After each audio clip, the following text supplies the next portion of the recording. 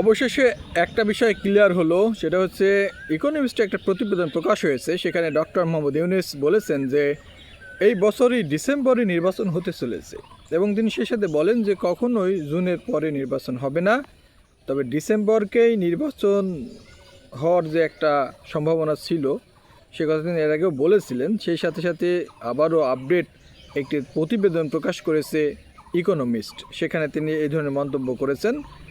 তাকে সাংবাদিকরা প্রশ্ন করলে যে প্রতিবেদনের যে বিষয়টা উল্লেখ রয়েছে যে নির্বাচনে তিনি অংশগ্রহণ করবেন কিনা, সে ব্যাপারে তিনি খোলসা করে কিছু বলেননি। সেই সাথে তিনি বলেছেন যে দুর্বল যে ব্যাংক খাত ছিল, মুদ্রাস্ফীতি ছিল, সেটা অনেকটাই তিনি নিয়ন্ত্রণে এনেছেন সেই দাবি করেছেন।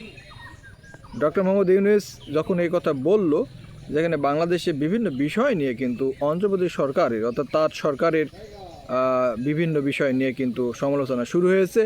তবে দেখা যাক যে আসলে প্রকৃত খবরটি আমরা তখনই বিশ্বাস করতে পারবো যখনই নির্বাচনের বিষয়গুলো আরও তফসিল ঘোষণা আসবে। ধন্যবাদ, ভালো থাকবেন সব সময়।